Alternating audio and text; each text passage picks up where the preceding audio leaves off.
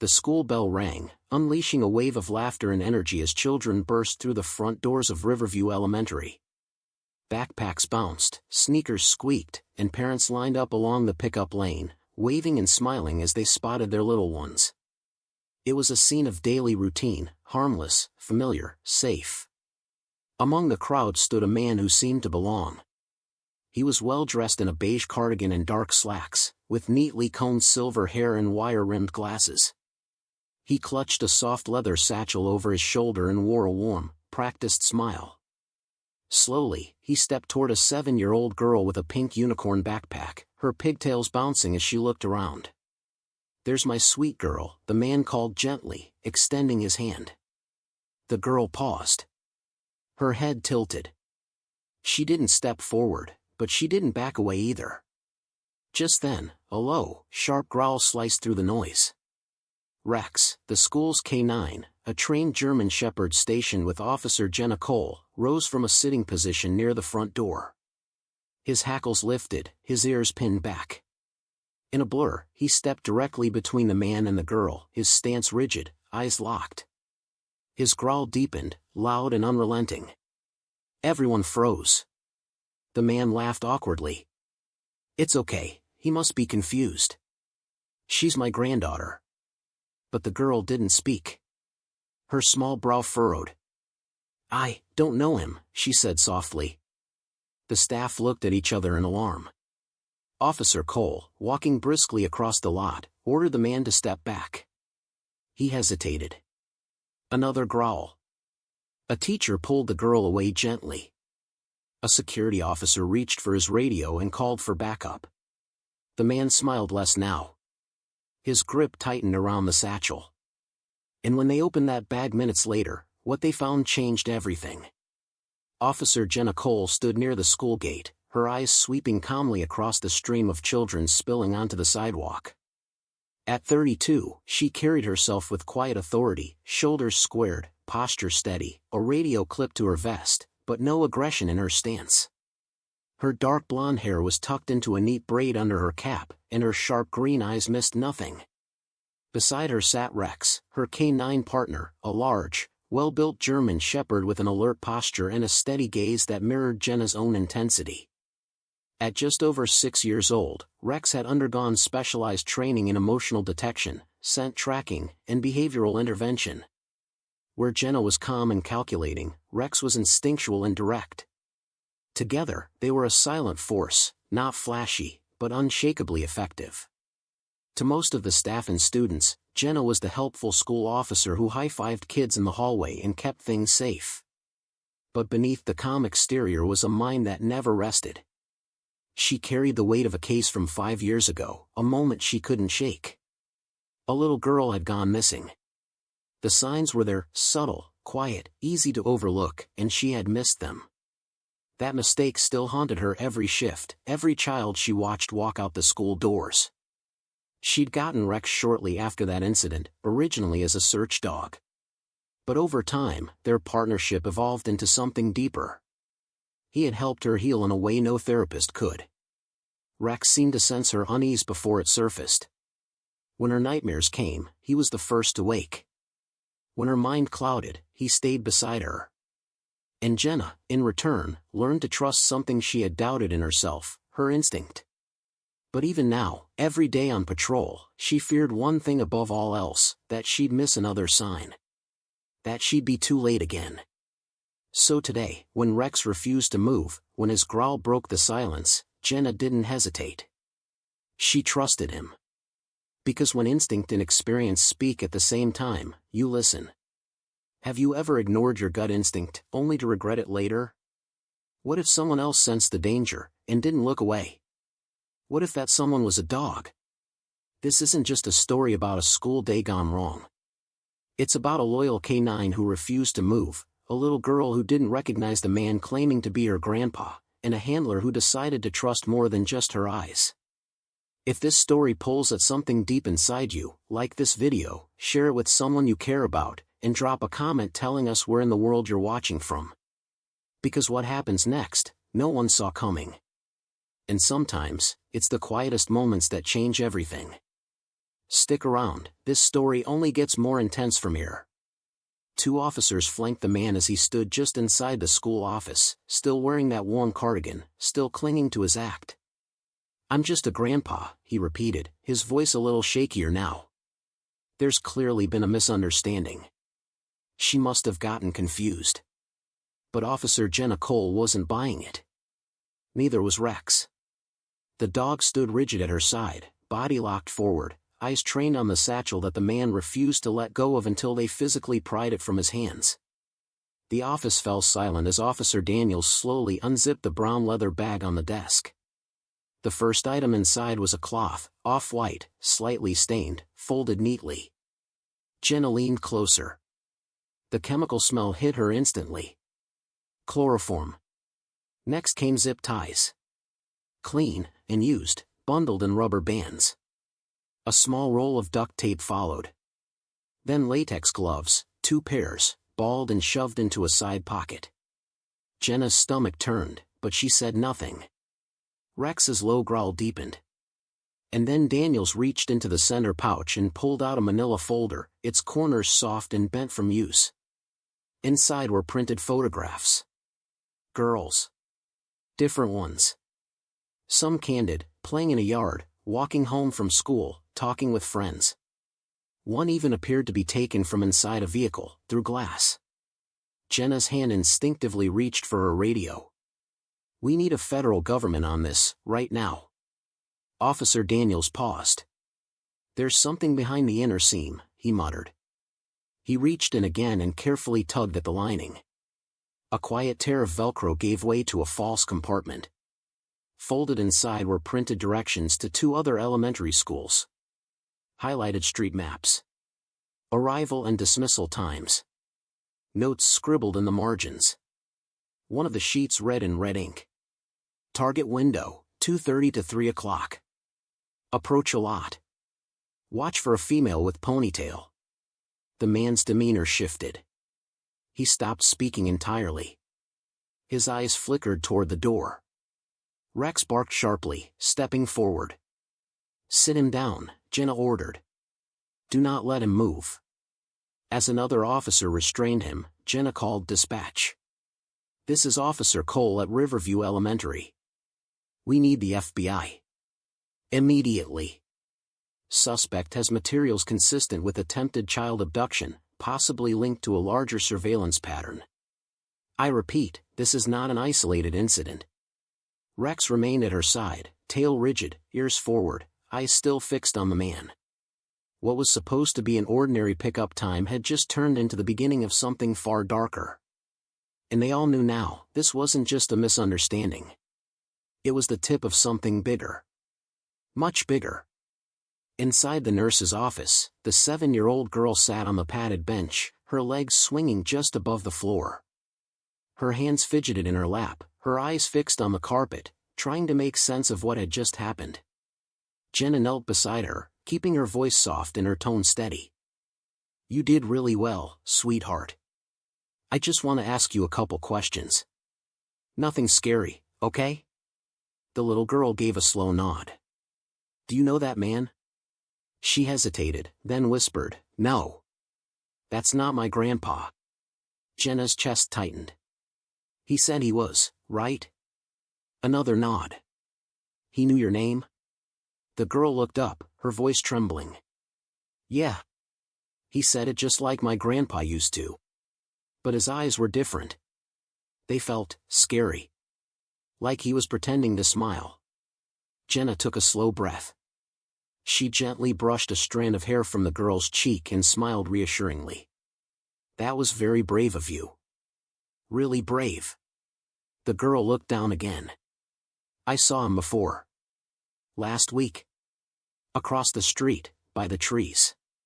He was watching the gate. I thought, maybe he was just someone's grandpa then too." Jenna felt her throat tighten. She reached out and wrapped her arms around the girl in a protective hug, holding her with a tenderness that came from somewhere deep, somewhere scarred and buried. Rex, sensing the moment, moved closer and lay at the child's feet. He rested his chin on her shoes and looked up with calm, loyal eyes. The little girl reached down and stroked his head gently. "Is he going to come back?" she asked softly. Jenna pulled back just enough to meet her gaze. "Not on my watch. Not ever." Outside, officers began reviewing the school's security footage. Cameras from the gate, crosswalk, and the nearby intersection were pulled and loaded onto a laptop. Multiple timestamps were already flagged. The man hadn't just shown up today. He'd been watching. And thanks to a little girl's gut feeling, and a dog who refused to move, his time was up. The school's front office was now a command center. Officers had secured the perimeter, and yellow tape stretched across the parking lot entrance. The man who called himself Grandpa sat cuffed in a corner room, guarded and silent, his expression unreadable. FBI Special Agent Elena Ruiz stepped through the glass doors with purpose. Tall and composed in her tailored black suit, she spoke little as she moved past the officers, reviewing the initial reports with a sharp gaze. Ruiz had seen enough of these cases to know the danger wasn't always in the loud, chaotic ones, but in the quiet ones who knew how to blend in. She was handed the man's ID. A quick scan revealed what she already suspected: it was fake. Perfectly crafted, but the security thread didn't check out. She handed it back without a word and gestured for the tech unit to begin with the suspect's seized laptop. Within minutes, they had results. "No matches on the ID," the agent said calmly. "But we ran his prints against the national database." Jenna leaned in. "His real name is Martin Cleaves. Former middle school teacher from Indiana. Let go quietly after multiple student complaints, mostly about him hanging around after hours. The district settled out of court. No criminal charges filed. He disappeared not long after." Jenna's stomach turned. "How long has he been off the grid?"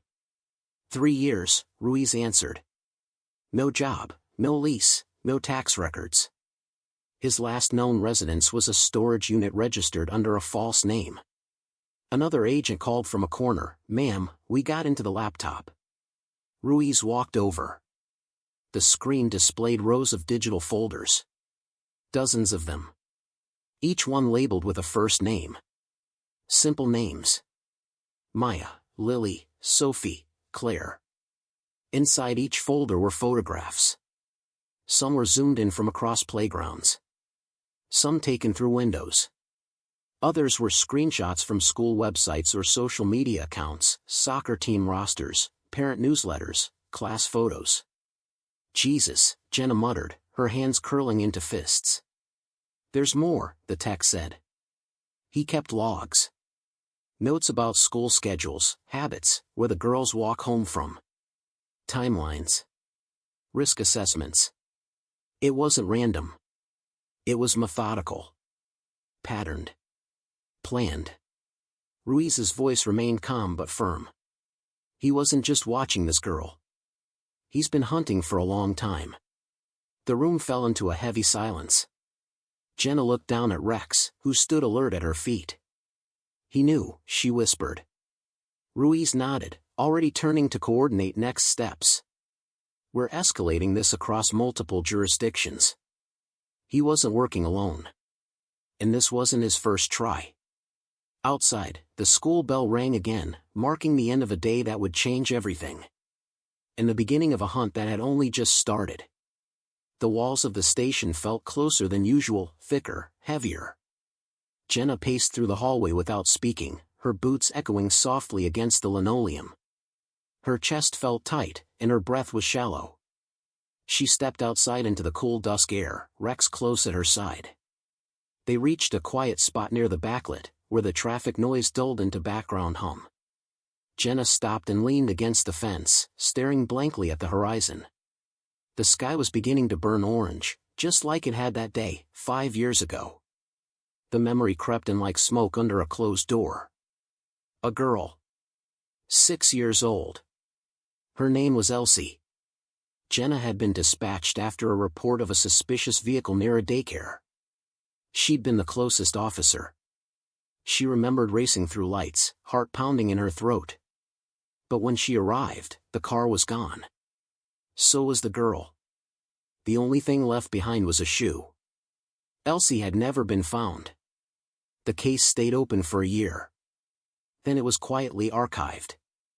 Another name in a growing file. Jenna hadn't stopped searching, not really. And she hadn't forgiven herself. Not for hesitating. Not for believing it was probably a misunderstanding. She'd told herself the signs weren't strong enough back then. But her gut had whispered, and she hadn't listened. She looked down now at Rex, his gaze calm but alert. He stood so close his side touched her leg. She swallowed hard, blinking back the sting. "Not again," she whispered. Her voice cracked in the still air. Rex pressed his nose gently into her palm. She curled her fingers around his snout, grounding herself in the feel of his breath, his warmth. No words, no commands, just understanding. They stood like that in silence for a moment longer. Then Jenna straightened. This time, she hadn't been too late. And she would make sure she never would be again. Inside the FBI's mobile command unit parked just outside the school, Agent Ruiz laid the contents of the suspect's satchel out on a magnetic board. Red pins marked a chilling trail, 3 elementary schools across state lines, each paired with surveillance notes, names, and timestamps. Tucked among the documents were 2 addresses scribbled on the back of a pizza receipt, abandoned warehouse locations. A tense silence gripped the room. "We've cross-referenced his notes," one text said. 2 of the schools he marked, girls from both were reported missing in the last 4 months. One in Missouri, the other in western Kentucky. Ruiz turned sharply. And no connection was made between the cases? Not until now, the agent confirmed. Same method. Daylight pickup. Minimal struggle. No leads. He's been working silently. Carefully. Jenna stared at the board, her eyes drawn to the pattern. The dates, the distances, they weren't random. They formed a route. He'd been moving east, targeting schools along quiet rural highways. Her jaw clenched. He didn't just plan to take that girl today. He was preparing for another. Ruiz nodded grimly. "We believe the next attempt could be within 48 hours. "Then I'm going," Jenna said without hesitation. "Me and Rex." "Jenna," Ruiz started. "You saw what happened." He knew before anyone. Rex didn't hesitate. "If there's even a chance these other girls are alive, we're going." Ruiz studied her for a moment, then gave a nod. "We roll in 20. 30 minutes later, 2 black SUVs sped down the highway toward the first warehouse. Jenna sat in the back, Rex at her feet, head lifted and ears alert. The closer they got, the more focused he became, his breathing steady, his posture tightening. They arrived at a rusted building on the edge of a dried-out industrial park. The air was thick with dust and silence. Tactical officers moved in from both sides while Jenna and Rex approached the side entrance, keeping low. The door was unlocked. Inside, the air was cold and stale. The floor was concrete, stained and cracked. Folding chairs, discarded wrappers, and an empty dog crate sat in one corner. But it was Rex who led them to the far side of the room. He sniffed, then suddenly stiffened. A low growl rumbled from his chest. He pawed at a loose floorboard near the back wall. Agents lifted the board to find a hidden stash, burner phones, forged IDs, printed school maps, and a list of names, some already crossed out. This wasn't just a hideout. It was a hunting ground. Jenna crouched beside Rex and whispered, "Good boy." The manhunt wasn't just about stopping him anymore. Now, it was about finding the girls before time ran out. The warehouse stood at the end of a gravel road, tucked behind a curtain of rusted shipping containers and overgrown brush. Its corrugated metal walls bore the stains of years without upkeep, but the locks had been recently changed. The kind of place people forget exists, until someone hides something they want no one to find. Jenna stepped out of the SUV and gave a soft command. "Rex, search." The German Shepherd leapt forward with focused energy, nose to the ground, moving in sharp zigzags through the tall grass toward the warehouse door. The FBI team, already suited and sweeping, waited for confirmation before entering. Rex gave it. The inside was dark, but not abandoned. Fluorescent lights buzzed weakly overhead. The floor bore muddy footprints. Discarded takeout boxes lay stacked in the corner. The scent of bleach lingered faintly in the air, a rushed attempt to sanitize. But what stopped Jenna Cole was what lay near the back wall. A child's stuffed bunny, worn and frayed at the ears. Next to it, a single pink sneaker, untied, no bigger than the palm of her hand. Jenna's breath hitched. "Get forensics in here, now." Agent Ruiz turned slowly, his eyes scanning the small table beside the items. A child's drawing lay beneath an empty water bottle, stick figures holding hands under a sun, a scribbled name in crayon at the bottom. Rex circled the room, tail lowered, moving slower now. He paused near a shelving unit, then scratched at the floor. He whined, then barked, once, loud and certain. "There's something there," Jenna said. "Move the shelf." 2 agents pulled it aside. Behind it, hidden under a loose metal plate, was a shallow compartment. Inside were 5 burner phones, all powered off, stacked beside a bundle of license plates, different states, different numbers. Next to them were small GPS trackers, duct tape, and disposable gloves. Ruiz crouched and lifted one of the plates. "All stolen. From vehicles parked near schools." Another agent spoke quietly from the back. "That bunny? Matched to the girl missing from Missouri." Jenna closed her eyes for a beat, jaw clenched. "This wasn't where he took them," she said. "It's where he passed them through." Ruiz nodded slowly. "This was the hub. He never stayed long. He planned drop-offs, rerouted IDs, and dumped items here. The trail doesn't start here, this is the midpoint." Jenna looked at the maps again, tracing the pattern with her eyes. "Then there's another location. A holding place. Or worse." She looked down at Rex, who sat now, staring into the dark corner as if something still lingered. "We're close," she whispered. But close might not be enough. Not if another child was already in motion. And not if the clock was already ticking. Just as the warehouse was being sealed off, the radios crackled to life with sharp urgency. "All units, be advised. Possible second abduction in progress. 7-year-old female student missing during dismissal from Evergreen Elementary. Last seen heading toward the east gate. Witnesses report a man approaching her in a gray van. Suspect described as middle-aged, dark jacket, carrying a tan folder." Jenna's heart dropped. Ruiz turned instantly. "Same method." Jenna didn't wait for orders. "We're closer. We're going. Rex, let's move." She sprinted to the SUV, Rex already leaping into the back seat. Tires screamed against the asphalt as they peeled away, sirens activating within seconds. The drive was only 10 minutes, but every red light felt like a lifetime. Jenna's hands gripped the wheel tighter with every second. "He has a head start," she muttered. "But if he's sticking to the same pattern." Rex barked once, loud, as if responding. They arrived at Evergreen Elementary to chaos. Teachers were frantically counting students, parents yelling into phones. The gray van had just pulled out of the side lot, tires spinning over the gravel as the suspect struggled to slam the passenger door shut, with the girl partially inside. "There," a teacher screamed, pointing.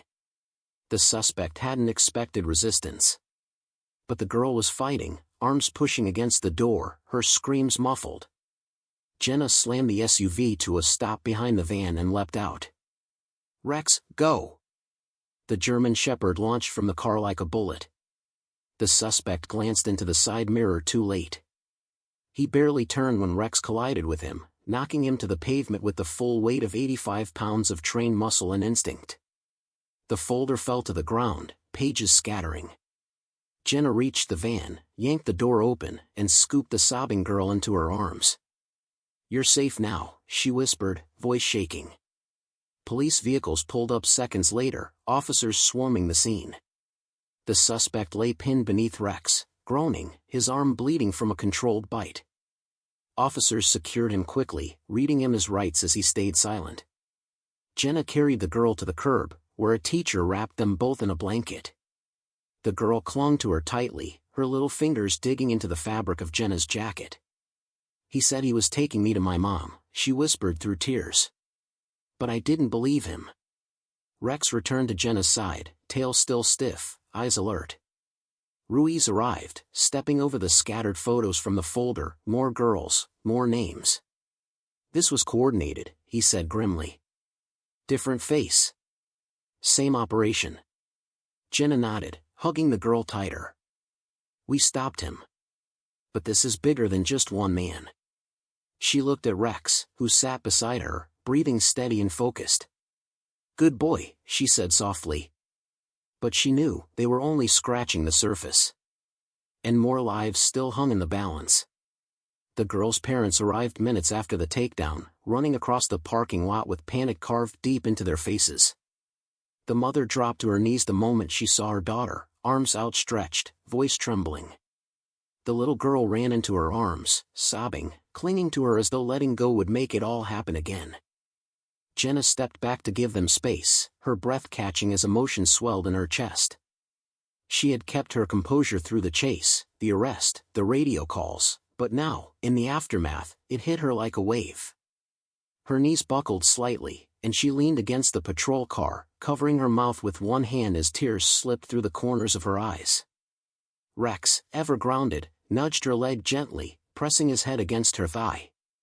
She placed her trembling hand on his back. "You did it," she whispered. "We did it." Later that evening, floodlights illuminated the FBI staging area where cameras gathered for an emergency press briefing. Agent Ruiz stood at the podium, firm and clear. "We can now confirm the individual arrested at Riverview Elementary and the man detained today at Evergreen are part of a multi-state child abduction ring. The group used falsified identities and impersonated family members to approach children in public spaces, most commonly during school dismissal." Gasps and murmurs rippled through the crowd.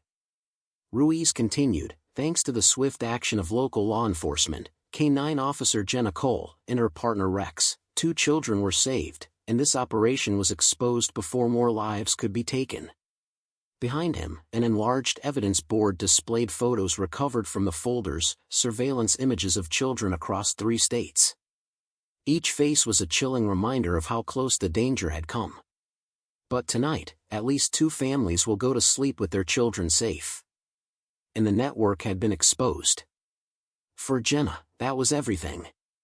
For now. The next morning, the school felt different. The usual noise of laughter and sneakers against tile returned, but this time, it carried a deeper sense of safety. Parents who once gave Jenna polite nods now stopped her in the halls with tears in their eyes, gripping her hand tightly, thanking her over and over. "You saved her," one mother whispered. "You saved all of us." Jenna smiled gently, but it was Rex who stole the show. Children surrounded him near the front entrance, hands outstretched. One little girl handed her a crayon drawing, a stick figure dog with a badge and big eyes, standing between 2 people. "My hero dog," it read in bright red letters.